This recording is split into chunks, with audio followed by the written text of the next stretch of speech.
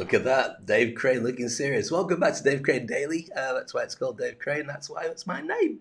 Today we're going to talk about a couple of things that I think will really interest you. Why is that your digitization of your company might and might not be working, and also how you can use empathy and emotion to really boost the relationship you have with your staff and get things to move forward, especially if you've got a real challenge, which is that people are going remote. Before we start any of that, then make sure you grab yourself a coffee and be ready to change the world. It's Dave Crane Daily. Just a coffee moment. Cheers.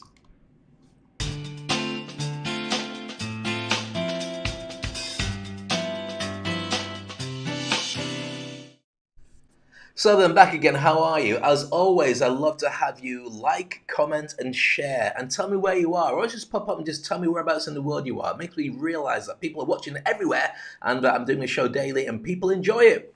As opposed to going, oh, it's him again. Wish he'd. In fact, I've got a bit too much beard. I've got to admit, I've got to apologize. I'm looking a bit too much like Santa Claus.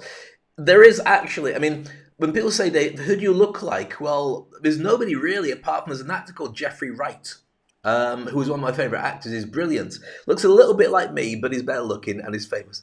And you may know him as playing Felix Leiter in James Bond with Daniel Craig, and also he plays Commissioner Gordon in the new Batman with Robert Pattinson. So if you Google him, then you probably recognise him. I saw him first playing the bad guy in Shaft with Samuel L. Jackson a long, long time ago. And I'm kind of like, so if I'm probably older than he is. If it was a biopic done of me, he would be the guy that should be playing me, as opposed to I don't know, Papa Smurf or something like that. So let's look at the big challenges facing everybody when it comes to using empathy and emotion to create mega success in the office.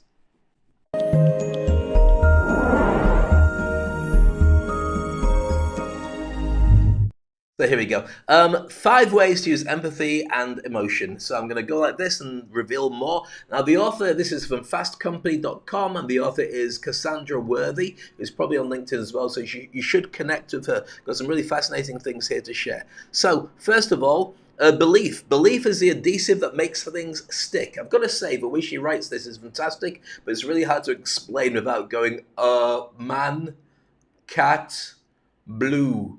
In fact, look at that guy behind me. What's he doing? Stop making weird shapes behind me, fella. All right. Belief is the adhesive that makes things stick. So therefore, if you're emotionally into something, then you can drive people to want to be in that thing with you. So it's really important to understand how your belief systems work and how emotions all fit together. All right, next up.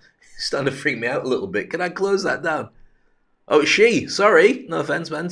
Maria. There you go. She's obviously fascinating. But it's my show. So I'm going to go like that over her face. Okay. Don't say that.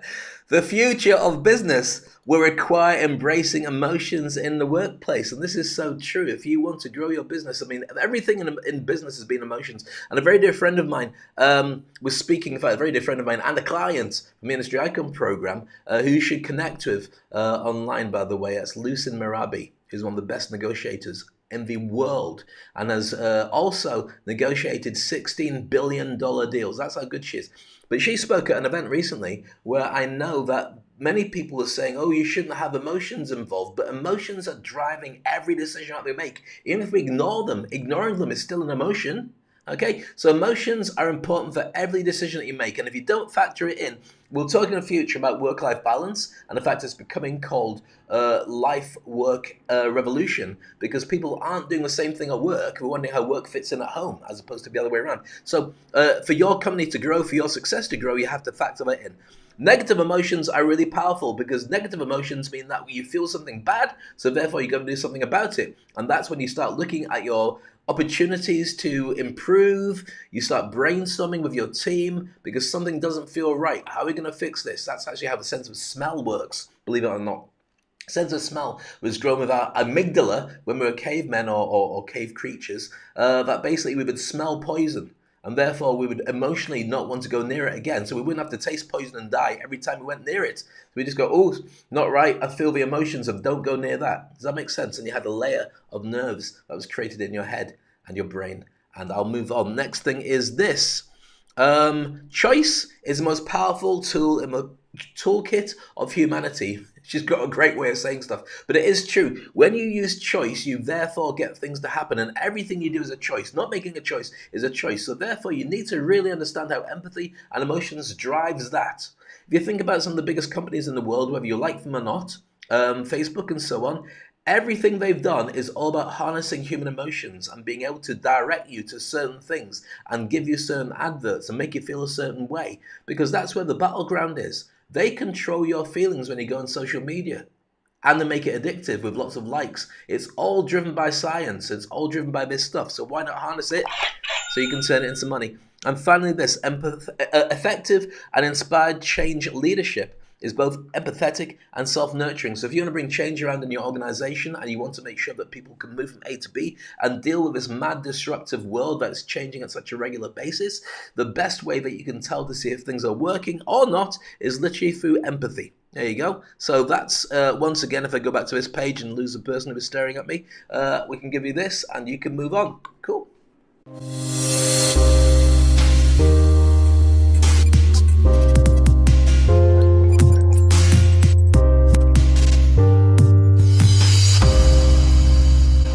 Dave Crane Daily, and one more thing I'll share with you before we go and say halas, goodbye. Nice to see you. I've got cricket all this week. I've got cricket actually for the next 2-3 weeks, and then I'm hosting a big event all about private labels. And it's it's a big pitch event, and I'll share that. I'll probably go live with that as well. That's going to be very exciting. And then flying off to Malta, and then goodness knows what's happening after that. I have got things lined up. Also, my normal business working with the industry icons. In fact, before I show you this, let me just show you this. So if you want to know how to pitch your business effectively, and you're thinking, Dave, it's easy for you to talk. Well, it's easy for you to talk. I've actually put together a new module, which is something I'm working with my event in Malta and my event about the private label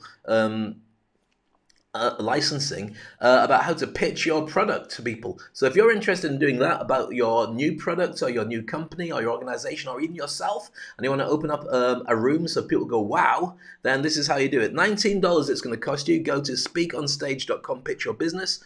All the details are there. And also, as well as this, look at that guy. Look at that. You can polish his nose and play with his mustache as well. Very good.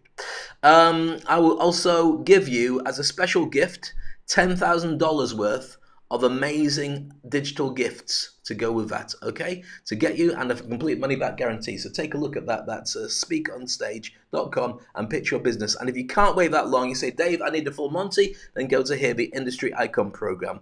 And that's me working with you directly to help you to become brilliant at what you do. And whatever it is that your industry is, whatever it is that you want to make as an impact and grow your brand, that's what I do with people. So that's the Industry Icon Program, and that's on Speak on Stage as well. So let's go to where we were going to be, which is this. You can get it from my Flipboard program. 6 public speaking considerations you should stop worrying about. This is by Joel Schwartzberg. Now, I don't agree with everything Joel puts here, but it's quite clear that Joel knows his stuff. And everybody's got their own style. As a speaker trainer, a mentor, there's some things all the things here are valid, but I don't necessarily take the same spin on it that Joel has. But it's worth considering. So let's go through the list anyway. First thing's your appearance. He's saying that these are the least important things to think about. I think they are important, but I also think that, you see, here's the thing. Let's just be honest. If you go to any social media platform and you see people who are getting more looks, more lives, more likes, more comments, more shares, they're good-looking people generally.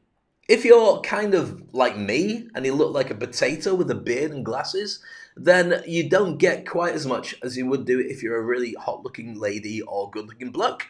So therefore, your appearance, you've got to do the best that you can with it, but you also know that you will be beaten, trumped, I was going to say, no, don't use that word, by people who are going to be just aesthetically more pleasing. So do the best of your appearance, but also think about this, and this is something that Joel's got right, that your appearance is not the only thing that matters. Now people want information. Everyone's always thinking, what's in it for me? So when you do speak, think about what you're giving them that's going to be useful for them, and that will work. Next up, how entertaining you are. You don't have to be fascinating, but you do want to be good company. You don't have to tell jokes and make people laugh.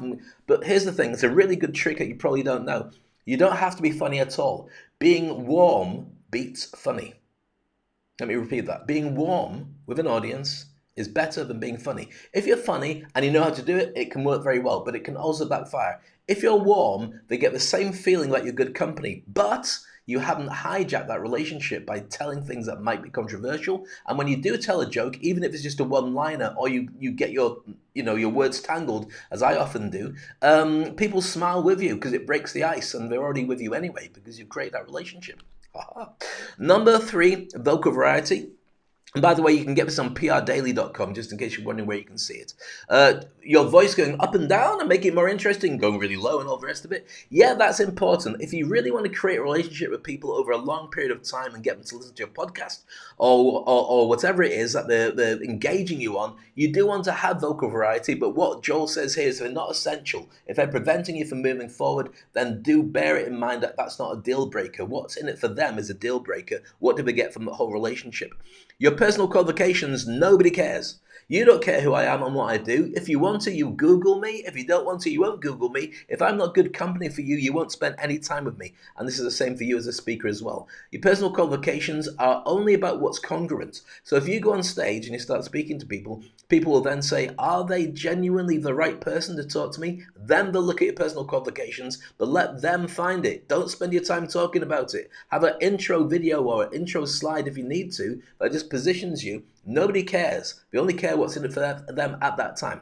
Next up is perfection. You do not have to be perfect. Your presentation doesn't have to be perfect. It just has to be relevant and it just has to work. Okay, so it's better to jump and grow wings on the way down and then tweak it and improve it as best as you possibly can before you speak than it is not doing it at all because you want it 100% fit as a fit. Your audience is different. They change their opinions in front of you.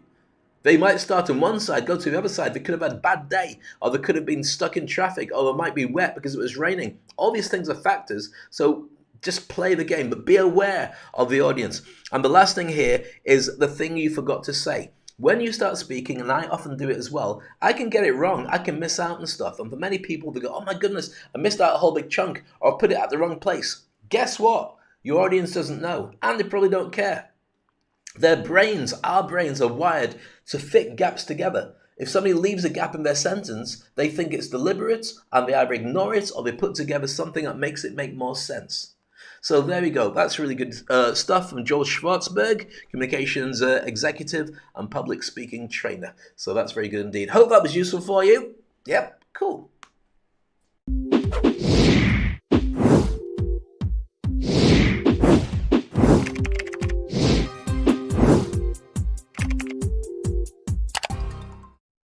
And that's it for me. I went on a little bit too long yesterday. Today I kept it to between 10 and 15 minutes because I know after a while you go, click. I don't want that to happen. I want you to stay with me as long as possible so I can stalk you and be in your face. Not really. That's kind of sinister. I'll see you same time tomorrow. Look after yourself. Be groovy and be nice to yourself as well. Whatever's going on in that world out there doesn't matter as much as what goes on in your world. And remember that they are not related. They might be in the same ecosystem, but ultimately what happens to you is the only thing that matters. So be kind to yourself. Don't be brutal. And if you can't get everything finished in one day, do it tomorrow. It's Groundhog Day every day. Meanwhile, I'll see you Dave Crane Daily tomorrow. Look after yourself. Thank you and ta-ra, goodbye, and be groovy.